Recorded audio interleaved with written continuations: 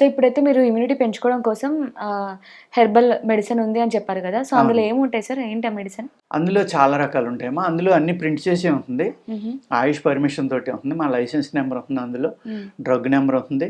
హ్మ్. అందులో నేనిప్పుడు మీకు ఏదైతే బలం అని చెప్తున్నానో అశ్వగంధ, హుహు. శిలాజిత్తు, హ్మ్. దూలగొండి, హ్మ్. శతావరి, నేలగుమ్మడి ఇలాగ చాలా రకాలుంటాయమ్మా. దగ్గర ఓకే. దగ్గర ఒక 12 రకాలుంటాయి అందులో. హుహు. వాటిల వల్ల ఏమవుతుందంటే మీకు ఇమ్యూనిటీ పెరుగుతుంది. ఓకే. ప్లస్ చక్కగా నిద్ర పడుతుంది. హ్మ్. బ్రహ్మాండంగా నిద్రపోతారు. నిద్ర కూడా ఇంపార్టెంట్. అది ఎన్ని చాలా తీసుకున్నా ఇంపార్టెంట్. కరెక్ట్‌గా పడుకోవాలి. ఎన్ని అవర్స్ పడుకోవాలో ఎన్ని అవర్స్‌కి లేవాలి. ఎంతసేపు మీ శరీరానికి రెస్ట్ కావాలో అంతసేపు మీరు చక్కగా నిద్రపోతే కనుక హ్మ్. మీ బాడీలో రిజర్వేషన్ అనేది జరుగుతుందమ్మా. ఓకే. మీ శరీరానికి విశ్రాంతి దొరుకుతుంది. హ్మ్. ఎప్పుడైతే స్టమక్‌లో ఉన్న ఆహారం అరిగిపోయి మీరు చక్కగా నిద్రపోతున్నారో మీ పొట్టలో ఉన్న బ్యాక్టీరియా, గుడ్ బ్యాక్టీరియా ఏదైతే ఉందో ఇమ్యూనిటీని తయారు చేసే బ్యాక్టీరియా పొట్టలోనే ఉంటుంది. ఓహ్! ఓకే. ఆ పొట్టలో ఆహారం ఎప్పుడైతే అరిగిపోయిందో ప్రేగుల్లో ఉన్న ఆహారం అది మొత్తం బాడీ అంతా స్ప్రెడ్ అయ్యి ఆ సూక్ష్మజీవులు హ్మ్. ఇమ్యూనిటీ సెల్స్‌ని పుట్టిస్తాయి. ఓకే. ఓకే. మనకు ఆటిలికి అవకాశం ఇవ్వట్లా మనం. హ్మ్. తింటానే ఉంటున్నాం.